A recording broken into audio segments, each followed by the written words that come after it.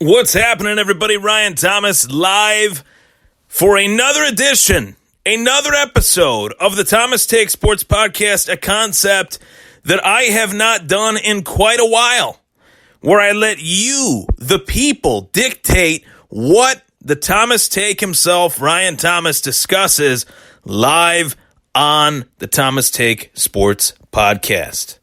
We got the Poland Spring Water to my left, all rocked and raring to go. In case the throat gets a little bit dry, it is allergy season in full swing. We are here in October 17th. We're inching closer to November, inching closer to December, as we're counting down the end of 2019 and looking into 2020. Wow. Next June of 2020, June or July of 2020 will be my 10-year reunion. Lockport High School. Still contemplating on whether I'm going to go or not. I don't know. We'll see. But neither here nor there. We'll get to that. We'll cross that bridge eventually. We'll cross that bridge at that. I'm not even thinking about that right now. Right now, I'm thinking about the power of the people. And along the way, since I started my podcast, I've had great interaction from a lot of avid listeners. As far as people that have tuned in really since day one. And I posted the Thomas Take Sports Podcast logo with the lightning bolts and the stars, which I love it. Done by DJ Supreme at Trainwreck Sports. My boy, he'll be on with me on the Thomas Takeover postgame show Sunday with Degenerate Al in Studio D, Trainwreck Studio. And I posted, send me some questions for tonight's podcast.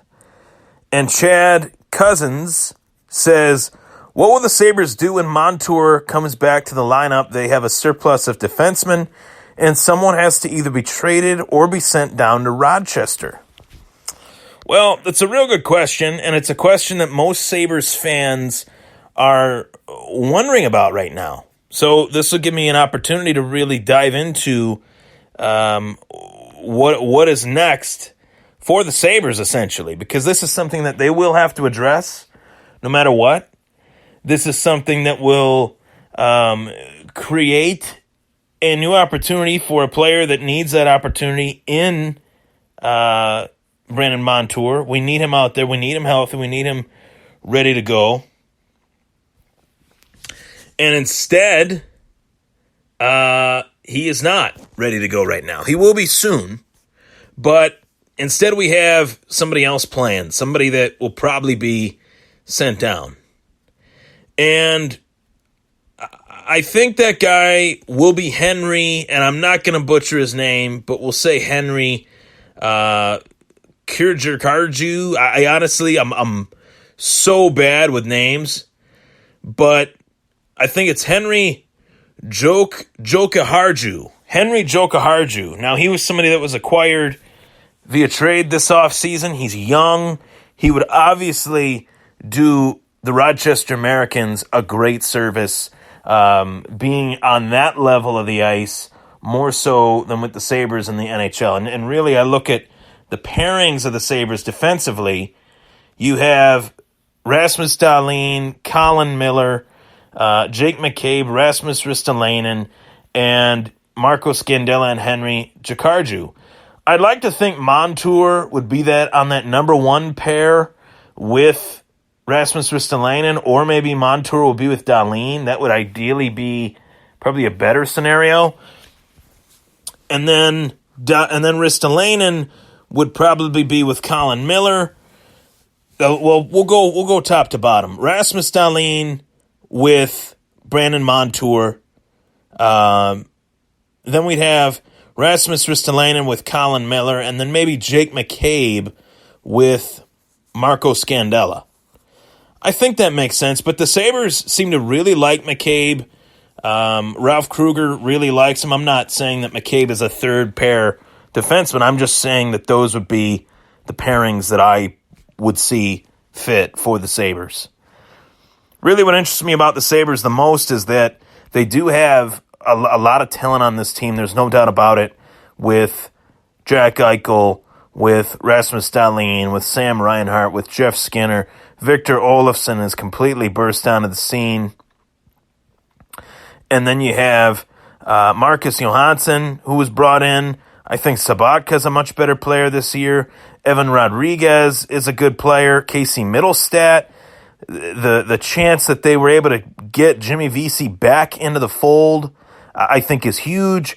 And then that fourth line has actually been pretty productive with Zemgus Girgensons, Johan Larsson, and Kyle Okposo. Boy, are they not really reaping the rewards of the Okposo addition? I mean, I thought that move would be great for the Sabres, and it really has not panned out the way that I thought it would. But he is producing as a fourth-line player. And that is without a clutch player like Connor Sheary. That is without Ukko-Pekka Luukkonen, who I think will be the future goaltender for this team. So that's a little bit of my Sabres talk. And really, I love this concept of asking the fans, asking the listeners what questions, ask me some questions. That way it gives me something to talk about. That way I'm not coming up with ideas for the show that maybe people don't want to really dive into. Maybe they have questions that they want answered by yours truly, and I'm going to do that for them. Big listener of the show, Justin Marchesny, he asked me a Boston Red Sox question, throwing a curveball with the Boston Red Sox, going with the question of will Mookie Betts remain with the Boston Red Sox next year? Well, Justin, Mookie is under contract for 2020, so I'm not necessarily worried about Mookie Betts not being under contract next year, because he already is under contract, I believe, for next season, for 2020, with an arbitration hearing putting him in that spot to have a contract for 2020. It's his third year of arbitration number 3. He signed a 1-year, $20 million contract with the Red Sox, including a $20 million guaranteed, an annual average of $20 million. 2019, Betts will earn a base salary of $20 and an incentive of $500.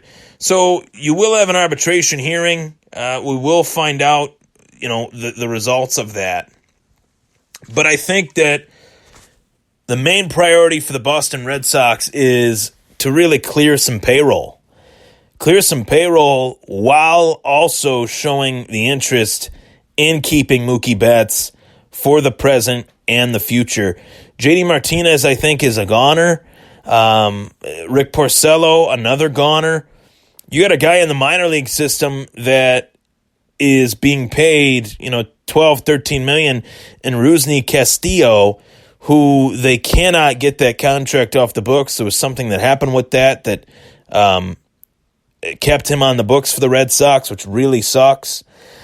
Boston's got a lot of money tied up in a lot of entities that aren't really relevant for the team right now, including Chris Sale with that elbow injury, including David Price, who has been so-so. I lean towards the fact that the Red Sox and their new management, whoever they decide to be the president of baseball operations, that is the first and foremost question that VP will have to answer. They will have to answer that question. Will they bring back Mookie Betts? Will Mookie Betts be back?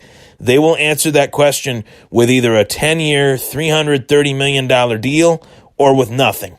And that is two very polar opposite outcomes. When you look at what the Los Angeles Angels of Anaheim, paid Mike Trout, a 13-year deal or whatever the hell it was for $400 plus. Bryce Harper gets 13 for $330. Bryce Harper gets paid by the Philadelphia Phillies, and they miss the playoffs. Manny Machado gets paid by the San Diego Padres, and they miss the playoffs. Mike Trout gets paid by the Los Angeles Angels of Anaheim, and they miss the playoffs. That's not a coincidence, Justin. That is not a coincidence. When a team pays that much money to one player, whether they're a big market team or a small market team, it does not bode well for your team, does not bode well to building a team full of depth. And really, let's just look at it this way, Justin. Let's play devil's advocate. You want Mookie Betts to stay, I'd imagine. I know I want Mookie Betts to stay. In a dream world, he would stay. In a dream world, the Boston Red Sox would find a way to make Mookie Betts stay. But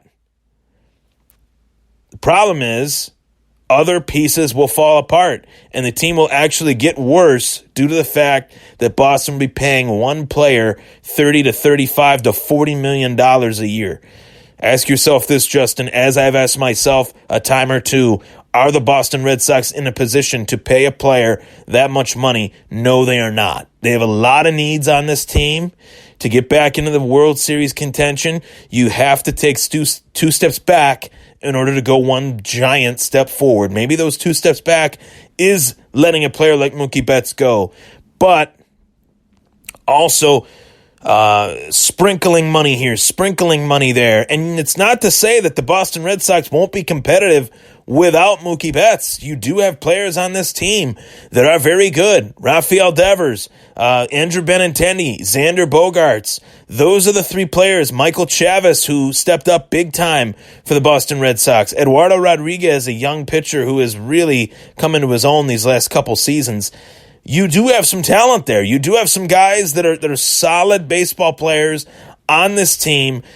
Jackie Bradley Jr., for as weak as he might be with the stick, still the best defensive center fielder in the game today. So, all that being said, only time will tell. I would love for the Boston Red Sox to find a way to keep Mookie Betts, but if they don't, I can't really be upset over it because I understand where Boston is at as a franchise currently. You got to go back to a World Series soon.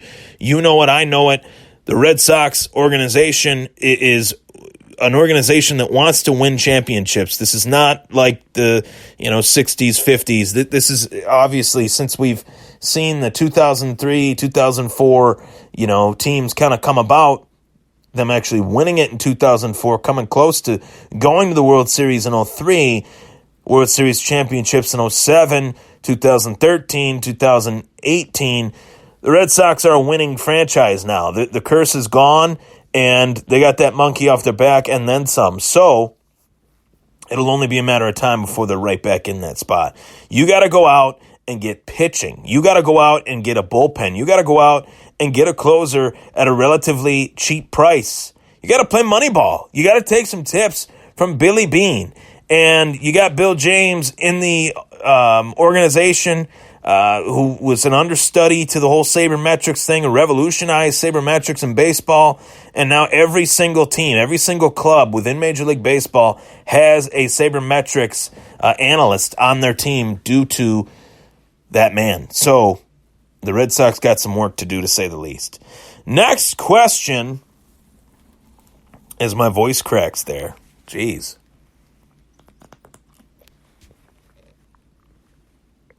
Let's go next question. Next question is from Paul Schumacher. How's it going, Paul? What is your opinion on the stadium issue? When do you believe we can possibly get answers about if and where a new stadium will be put, or will they do a giant renovation on New Era Field?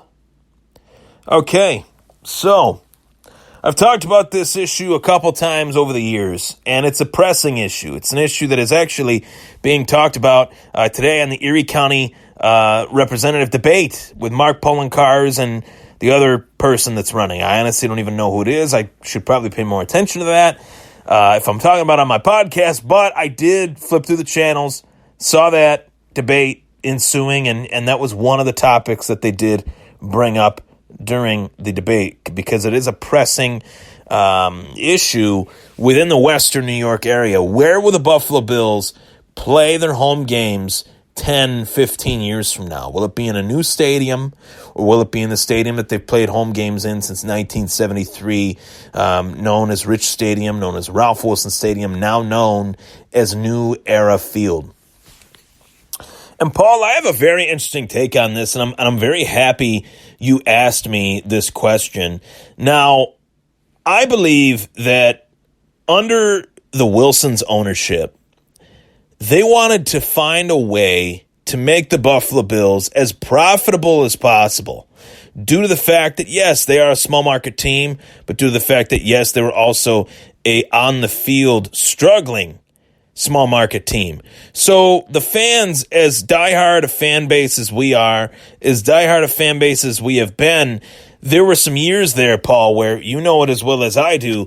There were some dog days here in Buffalo. The Greg Williams, Mike Mularkey, Dick Duran window of opportunity there for Ralph Wilson to really make this team profitable. He had to take a swing, and whether he missed the baseball or whether he hit the baseball out of the park, something had to change. And with that came the Toronto series, the Bills in Toronto series. Now, I've talked about that in spades, saying that was the worst thing that the Buffalo Bills have done as an organization. I thought it was stupid. I thought it was really dumb. And I thought it was dumb for a lot of different reasons. You're taking a home game away from your fans and giving a home game to Toronto, who really don't want NFL football. It's kind of been proven that they really enjoy the CFL. Like they go out in spades for the CFL. They really are not as keen on the idea of the NFL being in their city. Would they welcome it if it actually signed, sealed, and was ultimately delivered to them? Of course. But at that time, they weren't really into it. They didn't really quite get it. And it's only evidenced by the fact that when the Bills were actually in the Rogers Center playing against Miami and Washington and Atlanta, teams that are massive fan bases, there was only 40,000 people in the stands, if that. So the Bills kind of were like, okay, well, we tried this. We are more visible to the Toronto area than we were, before. But at the same time, we just showed another country our losing product. So let's just focus on the field. Let's just focus on getting the team better, bringing in the right front office people. And they took a few stabs at that. They failed. But now with Sean McDermott, now with Brandon Beane, I believe, you believe, most Bills fans believe that they've hired the right people and that the right people are running the show. We've seen production from a lot of these draft picks that have been picked by Brandon Beane and Sean McDermott since they've both got here. And we also have to remember that Sean McDermott was here before Brandon Beane. So I think that the ownership of Terry and Kim Pegula really looked at this situation and said, we're not even really going to focus on the stadium situation because of the fact that this team is not where it needs to be anyway. And why focus on something that is that stressful when our team is nowhere near where it needs to be? Let's get the team to where it needs to be, and then we'll talk about the possibility of another stadium. And I look at it like this. It is a different sport. It is a different city. But when Sidney Crosby was first drafted by the Pittsburgh Penguins, there was a lot of rumors that team was going to get sold and that team was going to get moved. When the Pittsburgh Penguins essentially tanked to get Sidney Crosby, the financial success that the Pittsburgh Penguins saw allowed the Penguins to actually build a new arena.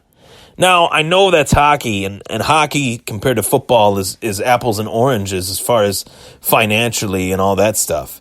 But I look at it that same way for the Buffalo Bills. Until the Bills start winning, let's actually talk about the product on the field rather than the product off of it. Because the product off of the field, whether it's the stadium, whether it's the surrounding area of the stadium, people here in Western New York like the fact that the stadium is in Orchard Park. I think that survey that they did prior to the season starting will come back, and the results will be that the majority, at least 60 to 70% of the fans, want the stadium to stay in Orchard Park. Now, I am a little bit in the middle on that because I understand the whole NFL fan experience is something that these Buffalo Bills fans really cherish each and every Sunday.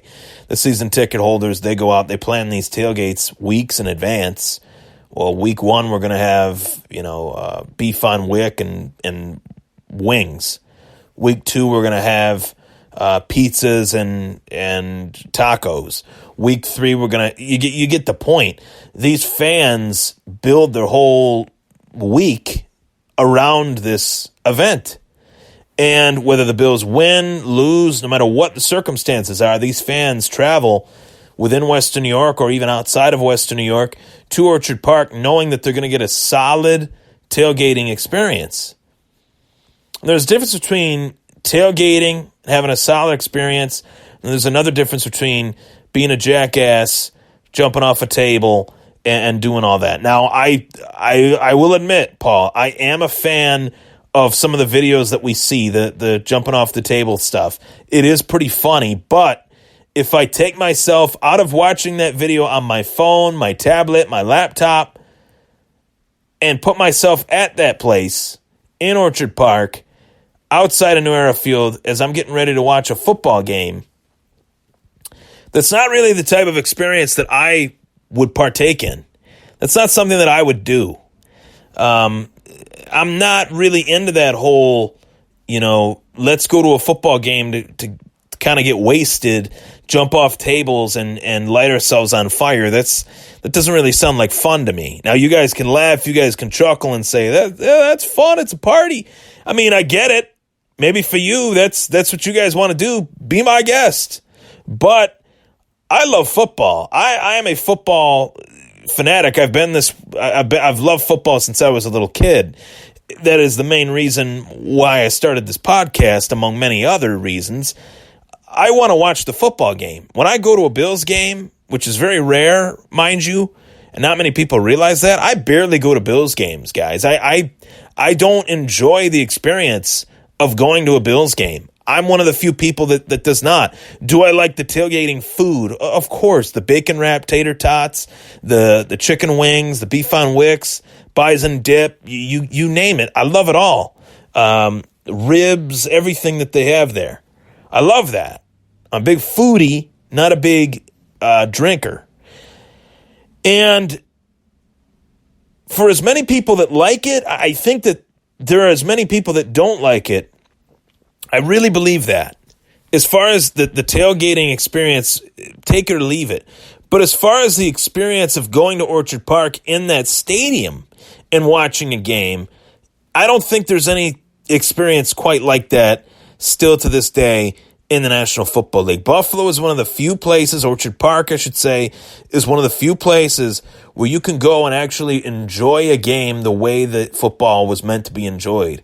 Open stadium, warm weather in September, chilly weather in October, cold weather in November, and freeze your tail off weather in December and hopefully January as the Bills make the playoffs this season.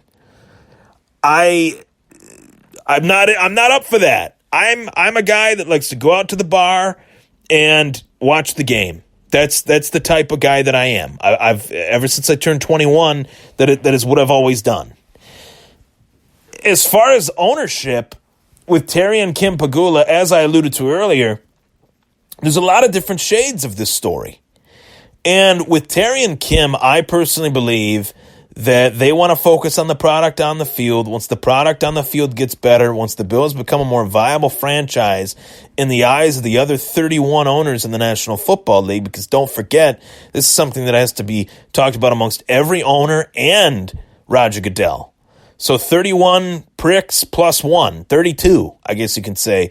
And we're obviously not throwing Terry and Kim into that mix. We love Terry and Kim. They saved this franchise. We have to acknowledge that.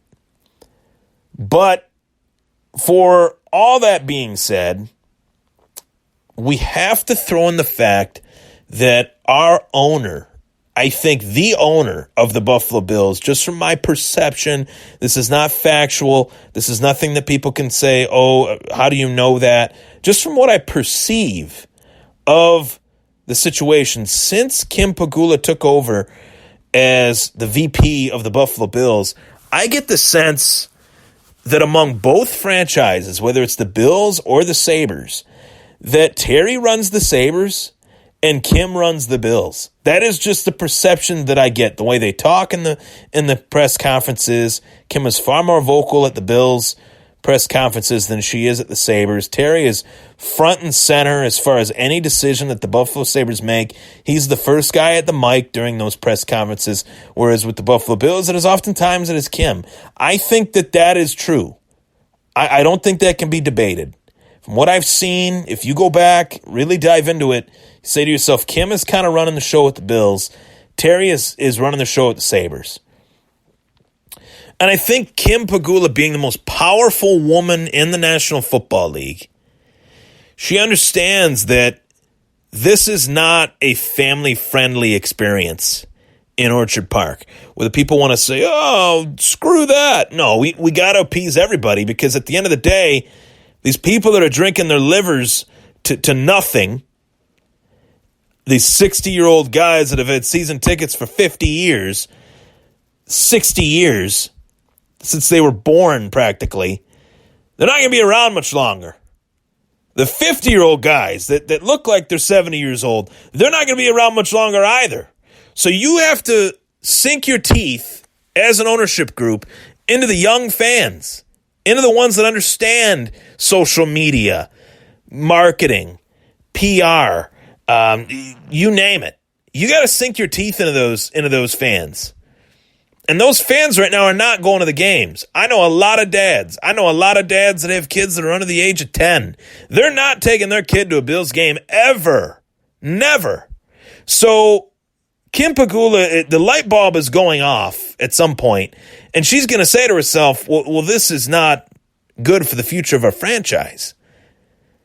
And I think ultimately they will remodel New Era Field in Orchard Park. I don't really like that. I would ultimately like to see a new state-of-the-art Buffalo Bills-esque stadium in downtown Buffalo. I don't know the logistics of that. I don't know the economics of that. Whatever legislation that needs to be passed, I am not a politician and I am not a political guy. I support the president 100%. I want the country to do well. That is how I see things. But there would have to be a lot of red tape that the Buffalo Bills would have to cut through in order to make that happen, and vice versa. So this situation is ever flowing, it's ever changing, and ultimately, the way I see it, if I could guess at how this situation will actually play itself out, I would say that they will remodel New Era Field extensively and make it a 2 to 3 year remodel, and ultimately they will keep it in Orchard Park and make massive restrictions and or changes to the entire fan behavior outside of the stadium. I think it does need to change. I hate to be a party pooper, guys. I know people like that stuff in Orchard Park, but I'm not a fan of it. I know if I had a son, that's 10 years old, I would not want to bring him to a Bills game. I know in my experience of going to Bills games, bad things happen. Front row, the row in front of me, I'm in the 200s-ish, 215, I think, section. This girl gets punched right in the face by another guy. I mean, come on, guys. Like, this is not how we want to represent ourselves. This is not what we want. It shouldn't be what we want. No one wants to hear stories like that. No one wants to experience stories like that while they're there to watch their team play their hearts out in front of their fans. At the end of the day, this is supposed to be fun, a fun sport, a sport that people can watch, and bring their family to a game. And that's not happening right now. Really, the season ticket holders are there, tried and true, because they've experienced this. It's a part of their life. It's part of their DNA. But outside of that, outside of the 25,000 people that don't have season tickets, those individual game tickets are on sale throughout the week, and new people are buying them almost every week. And at some point, the Bills are going to say to themselves, why is that? Can we fix that? Can we make that better? And I think they can. So Paul then asks, what are the chances of the Bills and Sabres winning the divisions? What ingredients do both teams need to win a title? I mean, that's a whole nother question. I believe that the Bills are, and I'm going to answer for you for sure, Paul. I believe that the Bills are on a real great trajectory. I really have faith in Brandon Beane. I really have faith in Sean McDermott, and I really have faith in Josh Allen. You look at how he played week 5 versus the Patriots, and it was a disappointing game. It was, whatever week it was, he played the Patriots. It was a really disappointing game. There's no doubt about it. Week 4 is what it was. Really disappointing game. He fell flat on his face, figuratively and literally, as he was kind of knocked out there by that scrub that decided to take a swipe at him. And, I thought for all that stuff that happened, the next week against Tennessee, I thought he looked as good as he's ever looked, with the exception of one interception. Josh Allen can throw the ball accurately, can get the ball out of his hand quickly, and limit his turnovers. He's as good as any of these guys that we're talking about as being the elite of the elite. I really think you have to take into consideration the fact that Bills have not had Devin Singletary back there. I think that's massive for this offense. I think that's going to show a massive boost to this offense once he's back in there. He's a heavily relied upon running back in this offense, and as he should be, because he is a X-factor type player. And with him coming back against Miami, Tyler Kroft is looking like he's good to go. This might be the best, healthiest version of the Bills offense that we've seen all season long. And it's coming against the worst team in the National Football League. So Buffalo, buckle up. This should be a 3-touchdown victory this week. And I'm not going to overlook Miami, but I'm looking at it just based on that. I really feel like the Bills should destroy the Miami Dolphins this week and put themselves on the map as a true playoff contender. And because there is some question marks, this 4-1 start has had its shades of gray, if you will, where things have kind of went Buffalo's way. Got some calls. They've had some bad kickers that they've gone up against. They've had some things happen where normally, if they're playing really, really good teams, they would lose. And so far they haven't played the best of teams yet. They played the Jets, they played the Giants, they played the Bengals. I do not think the Patriots are as good as everybody thinks they are, especially on offense. And they played the Tennessee Titans. So here we go. Miami, Philly, Washington. The next 3 weeks, we'll see what happens. As far as the Buffalo Sabres go, I'm really excited about Ralph Kruger. I feel like he's resonating with the players. He's letting the players play to their strengths and how they want to play.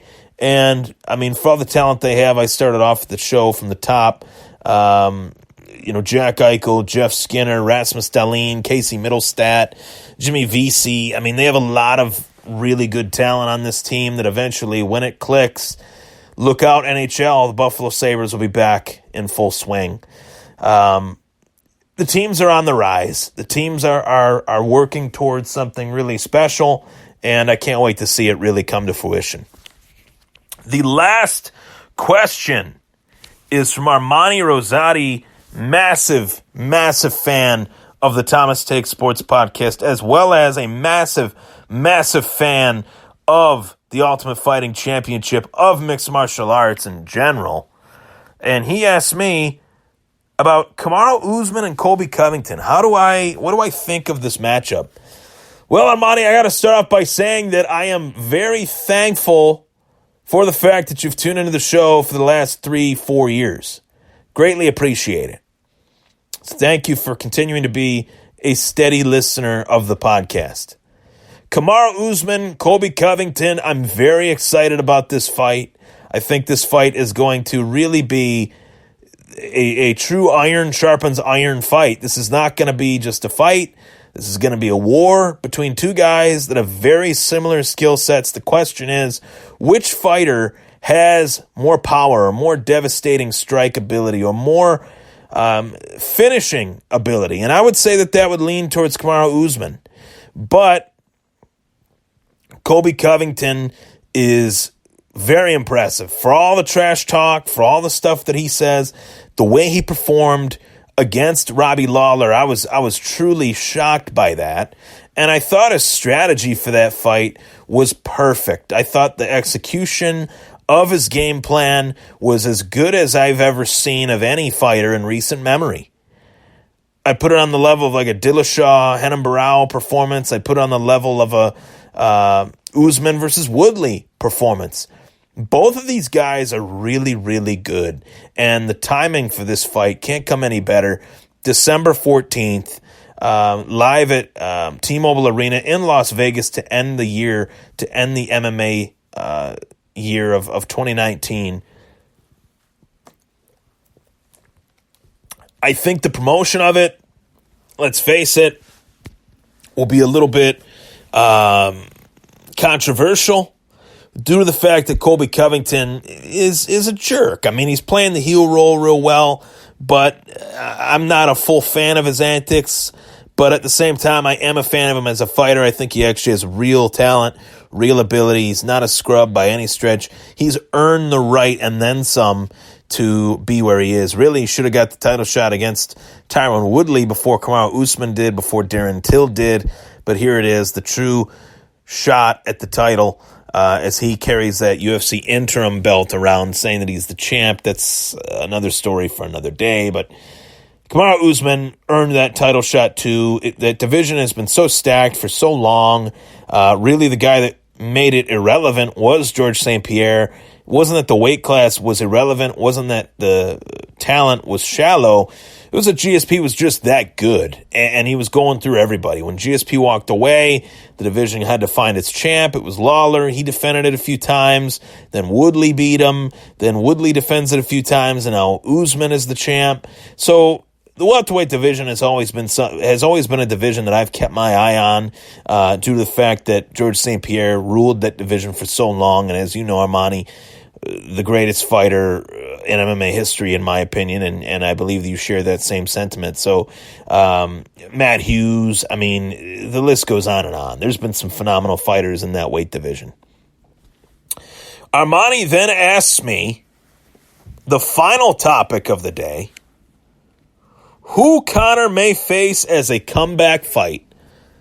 Well, it looks like, according to the world of Twitter, that Conor McGregor wants a piece of the former UFC lightweight champ and former UFC featherweight title contender, Frankie Edgar. And I'm scratching my head at this one. I'm seeing this one and saying, aha, he is calling out the little man. He is going above and beyond to get somewhat of a quote-unquote tune-up fight. Now, I say that with the utmost respect for Frankie Edgar. I'm not saying that Frankie Edgar is a scrub. I'm not saying that Frankie Edgar is a bum. Frankie Edgar, for all intents and purposes, is a bona fide UFC Hall of Famer. This guy's a legend. This guy's accomplished so much in the sport of MMA, far more in a lot of people's eyes in comparison to Conor McGregor. In my eyes, Frankie Edgar has actually had a more impressive resume than Conor. Frankie Edgar didn't just win the title and vacate the titles or force the UFC to vacate those titles. He actually defended those titles. He beat BJ Penn when nobody could beat BJ Penn. Not the BJ Penn of today that's fighting in, bowling alleys and teeny bopper clubs and doing whatever the hell he's doing. So Frankie Edgar is a tough son of a bitch. There's no doubt about it. And I'm not saying that he's a scrub, but Conor McGregor knows fairly well the rigmarole of the fight game. He is far bigger, far taller, far longer than Frankie Edgar. Frankie Edgar should have been fighting at 135, not 145. And that's what I thought was next for Frankie, fighting at 135, not 145. He goes down to 145. He should have been fighting at 135. And now Frankie might take another fight at 155 versus Conor. And obviously for Frankie, it's a phenomenal opportunity because I think he does have abilities that Conor doesn't he is a matchup problem. There's no fight in MMA that is not a matchup problem for the other fighter. Each fight has its own intricate ways of how the challenger or how one fighter could beat another. No matchup is a gimme. But when you have Justin Gaethje, when you have Tony Ferguson, when you have Dustin Poirier, when you have even Ali Quinta calling out your name, and you call out a guy that just lost a title shot against Max Holloway at 145, I thought the opportunity for Frankie should have been when Conor beat Jose Aldo in 13 seconds. The next guy in line was Frankie Edgar. He forced Frankie Edgar to fight Jose Aldo to get a shot at him again, and Edgar lost, and then Conor never fought Aldo again, and he never will. So I'm not really feeling so hot about it. Cowboy Cerrone is another fight for Conor that, for whatever reason, Conor just does not want that fight. And I think I know why. I think he thinks he'll get beat. And I mean, what other reason is there? Conor puffs his chest out and says he'll fight anybody, any place, anytime. He's been saying that for over a year, and he hasn't fought anybody. So which is it? I mean, I can only bite down on this Twitter subtweet like a 15-year-old girl that just got dumped by her boyfriend at the high school prom. I can only buy into that so many times. I feel like it's just the whole act is just getting old to me. It's been old. I've talked to so many people about it, and they're shocked when I say that. But to be honest, I don't care if Conor McGregor ever fights again. That's where I'm at, because he hasn't fought anyone. And he's had multiple opportunities to. I've had friends, fellow sports writers out there say, well, he did injure his hand. What happened before he injured his hand? There was a long time before that he wasn't fighting a lamp, let alone someone in the UFC. But he was fighting an old man in a bar. We got to throw that in there. We got to throw in that last zinger. He was fighting a 55, 65, probably 75-year-old man in a bar, punching him in the ear when the guy said he didn't want his vanilla extract whiskey. I mean, give me a break, dude. Give me a break. It's such a joke. I'm so sick of the guy. The Khabib took his soul and ran with it. I mean, that Khabib fight wasn't even close. They said that Khabib lost a round. Khabib took that round off. Khabib was not even there that round. He was looking for his grocery list during that third round. He wasn't doing anything other than just waiting to get another 30-second break. And even Conor couldn't even finish him in that round. So spare me with that. Really, people. And Armani is not one of these guys that's saying this stuff, so I'm going to preface my statements and polish my statements by saying that Armani is probably right there with me on this. I mean, it's ridiculous. Frankie Edgar, that's like Pat Mahomes saying that rather than facing Dak Prescott in the Super Bowl, he wants to face Tony Romo. What? It doesn't even make sense. It does not make sense, and it is what it is. Will I watch that fight? 100%. You bet your ass I will. Does it make sense? No, it doesn't. I'm Ryan Thomas. That was the Thomas Take Sports Podcast. Join the takeover. Follow me on Twitter at Ryan Thomas Take, as well as Instagram at Ryan Thomas Take.